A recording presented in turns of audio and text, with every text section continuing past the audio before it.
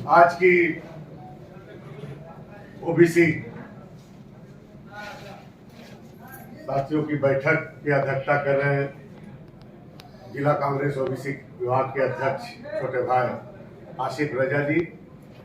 मुख्य अतिथि हम सभी के नेता, पूर्व मंत्री, पूर्व विधायक माननीय जनेश्वर महतो जी, हमारे राजनीतिक गुरु, हम सबों का नेता, अखिल भारतीय कांग्रेस कमेटी के सदस्य, प्रदेश कांग्रेस कमेटी के महामंत्री मदन महतो जी, संचालनकर्ता छोटे भाई मनोज यादव जी, अल्पसंख्यक विभाग के जिला अध्यक्ष छोटे भाई जाहिर अंसारी जी।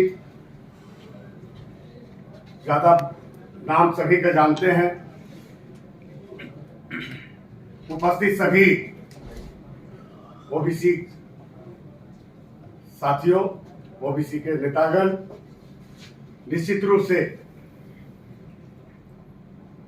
आजादी की बात से ओबीसी हो,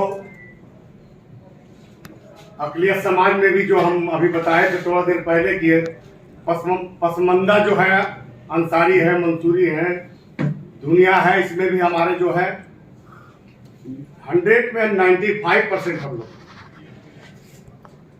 जिस तरह ओबीसी में आप लोग को छला जा रहा था, उस तरह इस बिरादरी को भी राजनीतिक हो, शिक्षा हो, हर चीज से छला गया।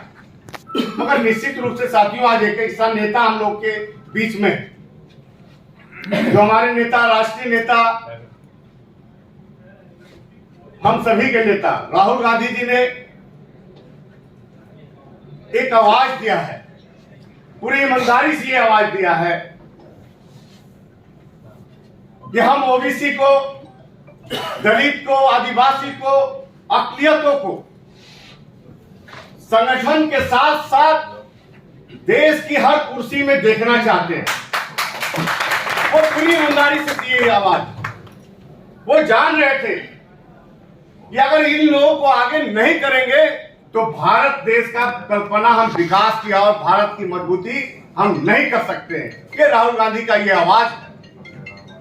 मगर उस आवाज को अगर हम लोग कदम से कदम मिला करके अपने हक और अधिकार के लिए हम अपनी आवाज को बुलंद नहीं करेंगे, हम लोग अभी रोना रो रहे हैं। निश्चित रूप से हम लोग भी दिल्ली, रांची से लेकर के दिल्ली तक बात किए थे कि लोकसभा, मगर क्या हुआ? नहीं देने का कारण यह हुआ कि हम इस लोकसभा को हार गए। अगर निश्चित रूप से जनेश्वर महतो और ओबीसी का चेहरा अगर यहाँ देता तो आज ढुल्लू महतो जैसे अपराधी यहाँ का संसद नहीं होता, चेहरा जनेश्वर महतो होता। मगर ये सही बात राहुल जी ने भी बोला, हमारे छोटे भाई। इसका दोषी कौन है? अगर दोषी है तो अगर बैठे हुए यहाँ पर हम लोग नेतृत्वकर्ता को बुलाए, यहाँ पे एक एक नेतृत्वकर्ता यहाँ बैठे हुए ओबीसी समाज का। दोषी अगर है तो हम लोग खुद हैं, एक एक व्यक्ति हम लोग उसका दोषी है। जब हमको अधिकार की जरूरत होता है, अधिकार देने की जब बात होती है, तो हम निश्चित रूप से, हमारे प्रोफेसर डीके सिंह जी ने कहा कि हम पिछड़े हैं, हर चीज से पिछड़े हैं, मगर हम कहते हैं कि पिछड़े हैं। अगर जिस दिन हम अपने अधिकार की बात कर लेंगे, अधिकार को हम ले लेंगे, तो हम पिछड़े नहीं कहलाएंगे, हम भी सक्षम हो जाएंगे। वैसे लोग हमारे पीछे चलेंगे जिसके पीछे हम चलने को मजबूर है, हमारे साथ ही कुछ मजबूर है। मगर जरूरत है यार, देश की आजादी तो ऐसे नहीं मिली।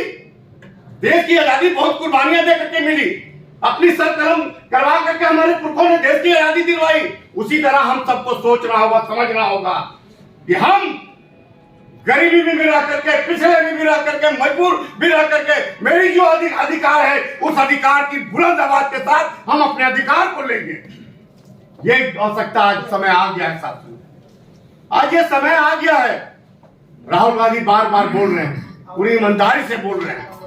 हम अपने नेता राहुल गांधी के नेतृत्व में ये आवाज बुलंद करें और इसी धनबाद से भी बुलंद करें, इसी झारखंड से हम आवाज को बुलंद करें कि जो ओबीसी की बात करेगा, चाहे वो कांग्रेस के कितना भी बड़ा नेता हो, अगर ओबीसी की बात नहीं करेगा तो हम भी उसका बात नहीं करेंगे। ये मान के चलना होगा।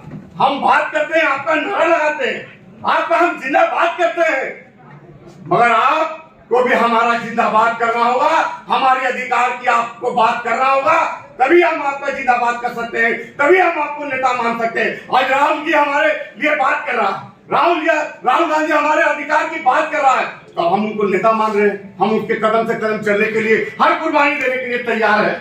इसी तरह कांग्रेस के जो भी नेता हैं बड़े, उनको ओबीसी की, दलितों की, अकलियत की आगे बात करना होगा, उसको आगे लाने की बात उसको करना होगा, तभी हम उसको नेता मान सकते हैं। ये कह इस चीज को आज हम लोग को शपथ लेकर के यहाँ से निकलना, नहीं तो हमसे हमारी आबादी, हमारा भीड़ हमसे नारा लगवा लेता है और अधिकार, जो पोस्ट चाहिए, जो कुर्सी चाहिए वो ले लेता है, और हम केवल जिंदाबाद करते हैं। ये नहीं चलेगा। हम राहुल गांधी के सिपाही हैं। राहुल गांधी ने जो हमको कहा है कि आप अपने अधिकार के लिए जागो, हम जाग रहे हैं और अपने साथियों को भी जगाएंगे। निश्चित रूप से आने वाले कल में हम अपने नेता देवेंद्र महतो जी के नेतृत्व में इसी धनबाद की धरती से अपनी आवाज को बुलंद करेंगे। जय हिंद।